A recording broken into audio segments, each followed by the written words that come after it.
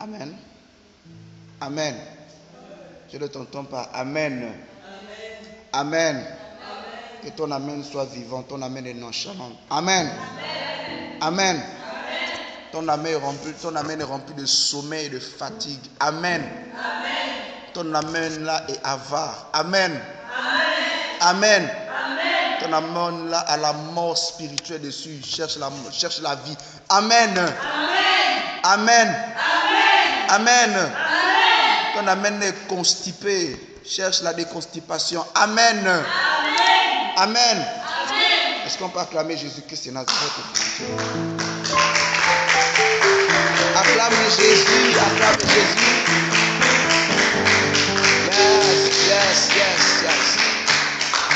Merci Seigneur, merci Adonai. Reçois notre offrande ce soir. Nous te bénissons, nous te rendons toute la gloire. Merci Seigneur pour ta parole, ta sainte parole, ta magnifique parole. Ta chouchou de parole, je vais dire ainsi. Ta chouchou d'amour de ta parole qui n'est pas négligente avec nous, n'est pas adoucissante, voilà, si je peux le dire comme ça, n'est pas légère avec nous, et auquel tu ne permets même pas une petite blague, ne nous permet même pas, Seigneur, de blaguer avec nous. Au contraire, libère la vérité dans nos vies, en fait, que nous puissions saisir cette vérité et arranger aussi rapidement nos voix, aussi rapidement nos sentiments, nos cœurs, afin de ne pas être dans le désordre. Amen. Et ce soir, le Seigneur va nous permettre de comprendre certaines choses dans cette thématique qui est sortant du désordre ou sort du désordre. Ce n'est pas une parole libérée de manière un peu légère, fatiguée, mais c'est un mot fort. Il a dit sortez du milieu d'eux. Sortez du milieu d'eux. Lorsque Dieu dit sortez du milieu d'eux, sortons du milieu d'eux, il parle de qui et il parle à qui. C'est déjà deux aspects qu'il faut essayer de réfléchir là-dessus. Donc, le thème de notre petite exhortation, c'est sortons du désordre. Le monde régit dans la forme du désordre. Depuis la création, le monde suit sa propre conception des choses. Le monde marche selon sa propre conception, sa propre réflexion, sa propre intelligence, au point de ne pas amener le Seigneur dans cette création, dans cette forme de création charnelle. La Bible déclare que le peuple, à la création, l'homme décida de faire les choses selon Dieu. Et dans cette époque-là, il voulut défier Dieu. Il dit aujourd'hui on va faire selon Dieu, on va construire une tour. Et cette tour-là, on va l'appeler Babel, qui veut dire sans Dieu. Dieu n'est pas dedans. Babel. Et Babel ici est la continuité de Babylone. Donc, lorsqu'on parle déjà de Babel, on parle déjà d'une forme hors Dieu, anti-Dieu, anti-Christ, anti-Saint-Esprit, anti la parole de Dieu.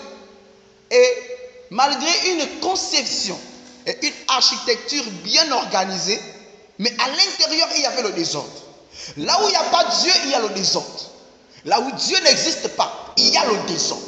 Même si ta vie est si bien ordonnée, que tu sois riche, élevé en dignité, que tu aies des graves choses dans ta vie, même si tu conçois que tu es une personne propre, une personne avisée, une personne à la sagesse humaine, pas la sagesse de Dieu, mais à la sagesse humaine, mais dans ta vie, il y a le désordre.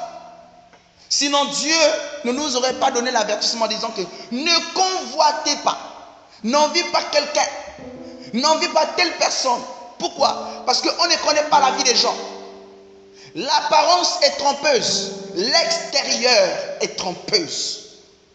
Et il dit, sortez, mon peuple, sortez du milieu d'eux, sortez du désordre, sortez de ce système négatif, de ce système erroné, de ce système invalide, de cette application négative, de ces pensées déraisonnables. Sortez du milieu d'eux, mon peuple, sortez du milieu d'eux. Lorsque Dieu dit mon peuple, il parle des personnes qualifiées qui ont accepté d'obéir, de donner leur vie, de marcher à la connaissance et à la pratique de la parole. Ceux-là qui ont accepté d'avoir une vie de sainteté arrangée, selon l'évangile de Christ, dans l'ordre de la parole de Dieu, animés par le Saint-Esprit, non par leur capacité, mais par la capacité de Dieu. Et Dieu, lorsqu'il commence à dire mon peuple, il parle de ceux qui font sa volonté. Jésus-Christ a dit mon frère et ma soeur est celui qui fait la volonté de mon Père.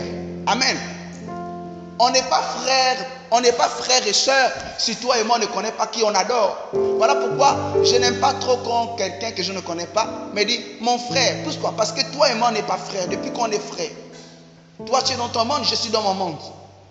Amen. Dieu dit sortons du milieu d'eux. Le monde a animé, le monde a manifesté un système auquel, pour les enfants de Dieu, leur amener dans une distraction, amener l'église dans une distraction.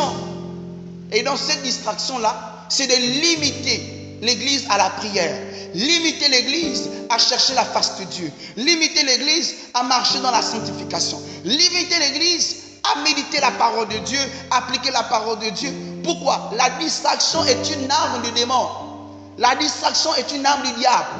Lorsqu'un enfant de Dieu est distrait, il ne peut pas être avisé. Lorsqu'un enfant de Dieu est distrait, il ne peut pas être ordonné. Lorsqu'un enfant de Dieu est distrait, il ne peut pas être attentionné. Ça veut dire qu'attentionné avec les choses de Dieu. Quand je parle d'attentionné, je parle aussi d'affection.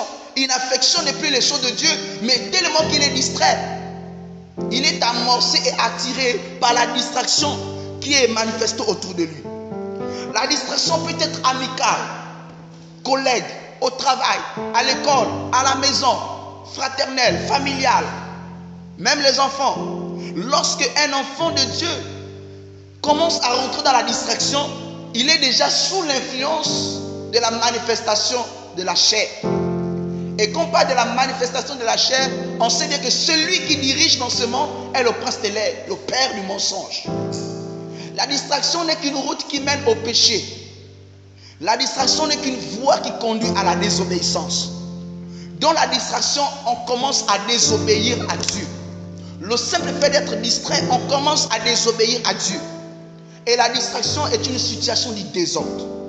La distraction fait en sorte qu'un enfant de Dieu n'est plus concentré aux choses de Dieu. Amen. Et c'est dans cette distraction que les deux fils d'Aaron se sont permis de faire une chose de désordre. Ils ont amené le désordre dans l'ordre de Dieu. Lorsque Dieu a créé la tente d'assignation, lorsqu'il a créé, il a inspiré Moïse, selon ce qu'il a vu de l'originalité dans le monde spirituel, il a donné toutes les ordonnances et le service qui devait être fait. Dans la maison de Dieu, tout est ordonné. Dieu ne vit pas dans le désordre. C'est le monde qui est dans le désordre. Lorsqu'une église commence à rentrer dans le désordre, il faut savoir que Dieu n'existe plus à cet endroit-là. C'est clair et net. Parce que la Bible déclare que Dieu est un Dieu d'ordre. Il est carré dans sa parole. Il est ordonné à ce qu'il dit. Lui-même, il respecte la parole que lui-même il a libérée. Il est la parole, mais il respecte sa propre parole. Il n'est pas hors de sa parole. Il respecte sa parole. Lorsqu'il dit qu'il est ordonné, c'est que Dieu est ordonné. On peut reconnaître dans la vie d'un frère et d'une sœur le désordre. À partir du désordre, on peut définir que le frère et la sœur est dans une vie nonchalante de péché. Sa vie de prière n'est plus constante. Sa vie de prière n'est plus stable. Elle n'est plus assez à donner à l'œuvre de Dieu. Son cœur commence à être ballotté par les choses de ce monde, amorcé par les envies et la convoitise de la chair. À partir de cet instant, le frère est contre et maintenant comme un sous-marin. À la fois il sort de l'eau, à la fois il est dans l'eau. Le désordre. Et c'est ainsi aussi que sa prière fait. Un jour il prie, 2 jours il ne prie pas. Il peut taper tout un mois, il ne jeûne pas. Toute une année, il n'est pas dans le jeûne. Il n'est pas dans cette vie d'intimité avec Dieu. Car si les fils d'Aaron avaient une étroite intimité avec Dieu, je ne pense pas qu'ils auraient amené le feu interdit. Je ne pense pas qu'ils auraient amené le feu interdit. Quand je parle d'intimité, je parle aussi s'ils étaient assidus. Ils entendaient tout le temps les recommandations, respectaient les recommandations que Dieu donnait à Moïse. Ils n'auraient pas amené le feu interdit. Ils savaient les ordonnances. Ils connaissaient qu'ils avaient été consacrés pour les choses saintes. Un chantre de Dieu, un adorateur de Dieu est consacré pour les choses saintes. Lorsqu'un adorateur commence à rentrer dans le désordre, il sort de la sainteté de Dieu pour marcher maintenant dans la bêtise et la saleté du diable et du péché du monde. Un chantre est appelé à vivre une vie d'intercession et de prière constante. Il ne peut pas passer une journée, 2 journées, une semaine sans pourtant jeûner et prier. Car un adorateur est toujours actif dans la présence de Dieu. Il n'est pas inactif. Un adorateur n'est pas inactif. Il n'est pas adonné à la distraction. Il n'est pas attiré aux œuvres de ce monde. C'est quelqu'un qui est toujours éveillé et qui a toujours l'actualité de Dieu en lui. C'est le porte-parole de Dieu, car sa bouche est constante en train de toujours de donner et d'annoncer l'évangile de Christ. Mais ce jour-là, les enfants d'Aaron se permirent de faire ce qu'ils veulent. Ils ont dit, on va faire selon ce qu'ils veulent. Le feu, c'est le feu. Ils se sont dit, oh, le feu, c'est le feu. C'est le même feu. Mais attention, le feu de Dieu, ce n'est pas le feu de l'homme. Amen. Et nous allons lire dans Lévitique 10, verset 1er. Je vais lire. Elle dit que les fils d'Aaron, Nadab et Abihu, prirent chacun leur encensoir. Mazabra de Goz. Mirent du feu et placèrent de l'encens dessus. Ils présentèrent devant Yahvé un feu étranger, ce qui ne leur avait pas été quoi? Et lorsqu'on parle de ordonner, on parle de ordre. Amen. Amen. Donc, lorsqu'on dit déjà ordonner, ça veut dire qu'on les avait pas demandé de faire ce qu'ils ont fait. C'est qu'ils ont pris la décision de faire ce qu'ils ont fait. Selon leur intelligence et leur conception des choses. Ils se sont dit, oh, c'est le même feu. Il n'y a pas de différence des feux. Le feu, c'est le feu. Ça porte le même nom, c'est le feu. Ça a la même couleur, c'est le feu.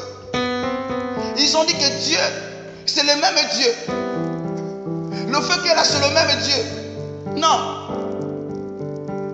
Dieu est unique. Dieu est unique.